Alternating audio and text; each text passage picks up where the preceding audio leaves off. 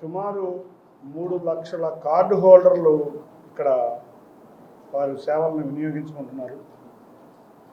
కొత్తగా మొన్నటి వరకు బేస్ శాలరీ 21,000 వరకే ఈఎస్ఐ కార్డు హోల్డర్ కింద ఎలిజిబిలిటీ ఉండేది. దాన్ని మన కేంద్ర ప్రభుత్వం 42,000 మందికి తీసుకువెళ్ళటం జరిగింది. దానిలో భాగంగా ఇవాళ ఉన్న కార్డు హోల్డర్ల కన్నా సుమారు 2 నుంచి 3 రెట్లు పెరిగే అవకాశాలు ఉన్నాయి. కాబట్టి ఇటువంటి ప్రతిష్టాత్మక సంస్థని ఒకసారి విజిట్ చేయాలని ఇక్కడ రావడం జరిగింది. డాక్టర్లు అందరూ కూడా డాక్టర్లని, నర్సుల్ని, మెడికల్ స్టాఫ్ని, ఆఫీస్ స్టాఫ్ని అందరినీ కలుసుకుంటే బాగుంటుంది. అసలు ఏ విధంగా ఫంక్షన్ అవుతున్నాయి, వీళ్ళకి ఏమేమి అవసరాలు ఉన్నాయి అనే దాని మీద దృష్టి పెట్టి రేపు 20వ తారీఖు నుంచి మాకు పార్లమెంట్ సమావేశాలు ప్రారంభం కాబోతున్నాయి.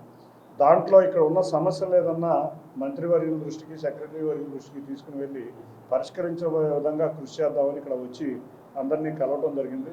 నిజంగా చక్కగా నీట్గా మెయింటైన్ చేస్తున్నారు. హాస్పిటల్ కూడా చాలా బ్రహ్మాండంగా మెయింటైన్ చేస్తున్నారు. సుమారు 21 హాస్పిటల్స్కి ఇక్కడ సేవలు అందని చోట 21 హాస్పిటల్కి రెఫరల్ హాస్పిటల్ కింద కూడా వాళ్ళు పంపిస్తున్నారు. కానీ 3 లక్షల మంది కార్డు హోల్డర్లు ఉన్న తగు సౌకర్యాలు అయితే ఇక్కడ మిస్ అవుతున్నాయి.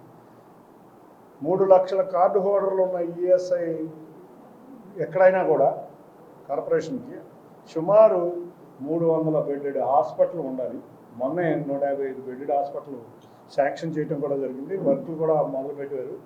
కానీ దీన్ని 300 బెడ్డెడ్ హాస్పిటల్ కింద, సూపర్ స్పెషాలిటీ హాస్పిటల్ కింద తీసుకువెళ్ళాలి.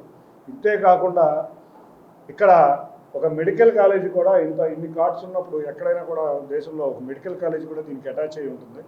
సుమారు 25 ఎకరాల విస్తీర్ణంలో విజయవాడ నగరం నడిబొడ్డున మంచి ఇన్ఫ్రాస్ట్రక్చర్, మంచినీళ్ళు ప్రాబ్లం లేదు, రోడ్డు ప్రాబ్లం లేదు, అన్ని ఇన్ఫ్రాస్ట్రక్చర్ ప్రాబ్లం లేకుండా ఉన్న ఈ ప్రదేశంలో కనుక ఒక మెడికల్ కాలేజీ, ఒక సూపర్ స్పెషాలిటీ ఇంకో అనే కాకుండా ఇక్కడ ఉన్న డిపార్ట్మెంట్లు కాకుండా అన్ని డిపార్ట్మెంట్లు 3 లక్షల కార్డు హోల్డర్లు ఉన్నారంటే అన్ని డిపార్ట్మెంట్లు రావాలి. ఇప్పుడు కేంద్ర ప్రభుత్వం తీసుకున్న నిర్ణయం కనుక పాటిస్తే సుమారు 9 లక్షల మంది కార్డు హోల్డర్ల దాకా అయ్యే పరిస్థితి ఉంది. కాబట్టి వీటన్నిటినీ గౌరవ కేంద్ర మంత్రి వర్యులకి, సెక్రటరీ వర్యులకి, అంతేకాకుండా గౌరవ ముఖ్యమంత్రి నారా చంద్రబాబు నాయుడు గారి దృష్టికి తీసుకుని వెళ్ళి ఇక్కడ ఉన్న విజయవాడ ప్రతిష్టాత్మకంగా నడుస్తున్న, ఇంత చక్కగా ఈ వాతావరణంలో నడుస్తున్న ఈ హాస్పిటల్కి మరిన్ని హంగులు వచ్చే విధంగా కృషి చేస్తారని వారికి తెలియజేయడం జరిగింది.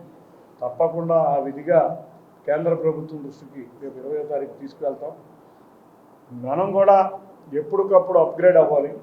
కాబట్టి అందరం కూడా ఈ హాస్పిటల్ వచ్చే విధంగా కృషి చేద్దామని అందరికీ తెలియజేస్తున్నాం. మీడియా సోదరులకు కూడా ఒకటే కోరుతున్నా, ఇక్కడ ఉన్న అవసరాలని ప్రభుత్వం దృష్టికి తీసుకెళ్లే విధంగా మీరు కూడా కృషి చేయాలని తెలియజేసుకుంటూ, చక్కటి హాస్పిటల్ బ్రహ్మాండంగా నిజంగా పేషెంట్స్ అందరినీ అడుగుతే అందరూ కూడా చాలా బాగా జరుగుతుంది. ఏదో 1-2 కొంచెం ఎక్స్రే దగ్గర డిలే అవుతుంది అన్నారు. కానీ రేపు కొత్తగా కూడా ఒక 3 కోట్ల రూపాయలకి కొత్త మెడికల్ ఎక్విప్మెంట్ కూడా శాంక్షన్స్ వచ్చినాయి.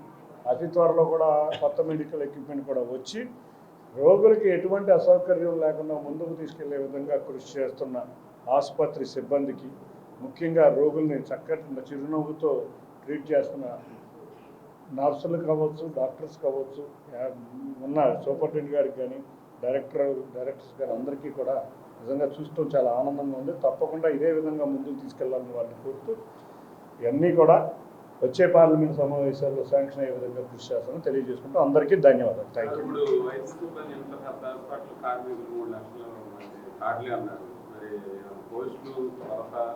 పోస్టుల కొరత కూడా ఉంది, అది కూడా చెప్పారు. ముందు రేపు 20వ తారీఖు నుంచి పార్లమెంట్ సమావేశాలు జరుగుతున్నాయి కాబట్టి కేంద్ర ప్రభుత్వంలో ఉన్న సమస్యల్ని తీసుకువెళ్ళడమే కాకుండా పార్లమెంటు సమావేశాలు అయ్యే సమయానికి మంత్రివర్యుల దృష్టికి స్టాఫ్ కొరత ఉంది, చాలా కొరత ఉంది. తప్పకుండా ఎటువంటి పరిస్థితుల్లో వాళ్ళకి పెంచాలి.